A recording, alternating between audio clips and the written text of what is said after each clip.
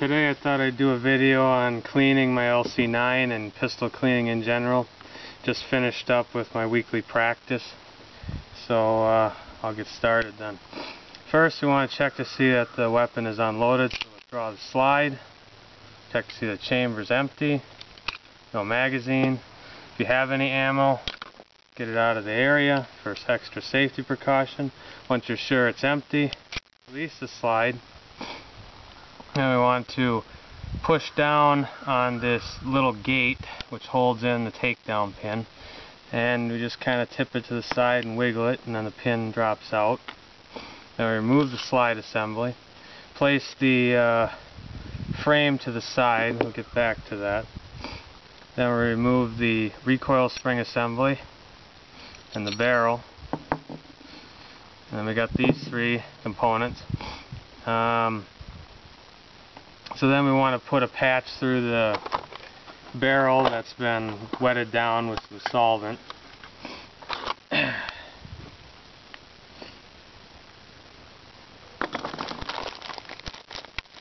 we can get that soaking, so it can soak into the carbon and whatever other crud is in there, and start working on it while we're cleaning up other parts of the gun. I just stick it in here. I happen to use Ed's Red. Works great for me. It's cheap. For general cleaning it's just fine. So just run it through the barrel a few times.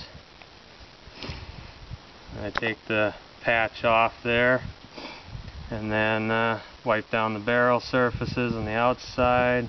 A little feed ramp here. Wipe around the crown, and I take the slide and give that a good wipe down the inside with the solvent around the outside. Just kind of get residual, I guess you'd say, carbon off of there. I'll set that aside. Got the pin. I'll wipe that down too.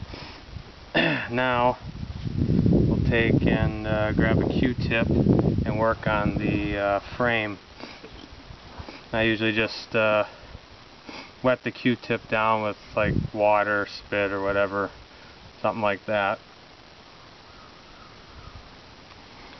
Then we just kind of rub it around inside and try to get out all this carbon and whatnot in there, to the best of our abilities anyway. I don't use the solvent on the frame because the solvent contains acetone, and I don't know if it would eat this material or not. And given it's an aluminum insert on this gun, it really shouldn't matter anyway whether it gets solvent or not, as long as you just clean it off. It shouldn't rust all that easy. But Q-tips are definitely one of your best friends in gun cleaning. Gets you into the hard to reach spots.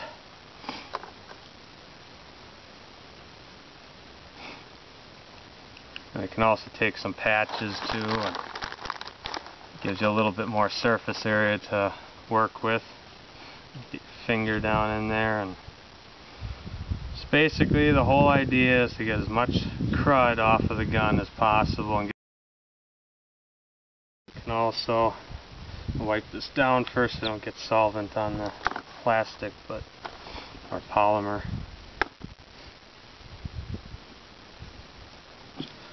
Just run this inside, take care of any dust that might be lurking in the mag well, anything else. Hopefully I'm getting as much of this in frame as possible, being I don't have a cameraman.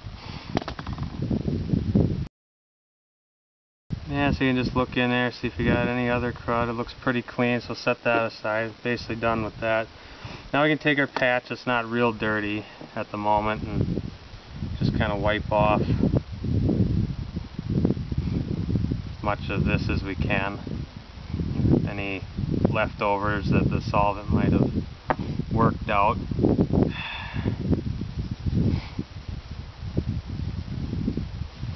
The outside of the gun generally shouldn't be too dirty, other than at the front and around the ejection port. It's mostly the inside that's going to get all crudded up, especially the more rounds you fire.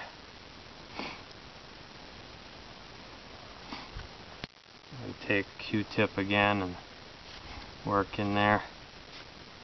Get some solvent on the Q-tip so it can work a little nicer.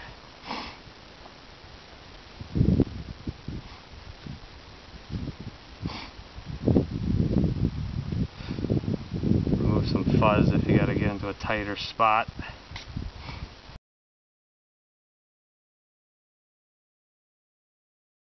Okay, so that's looking pretty good. Let's give it a little final rub down here.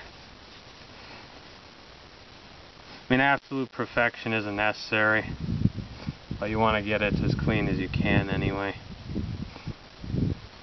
So set that aside.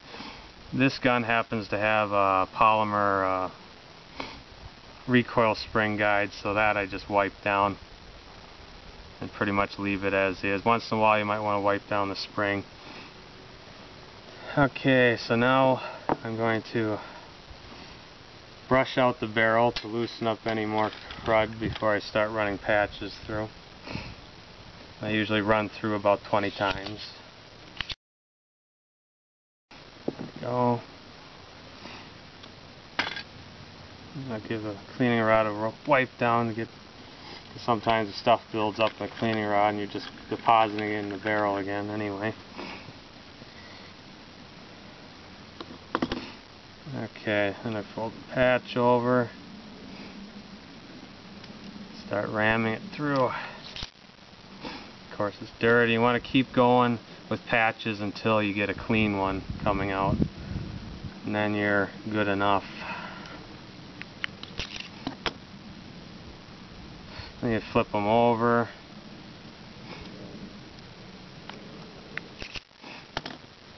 Flip them inside out. And I'll make the most use out of the patches.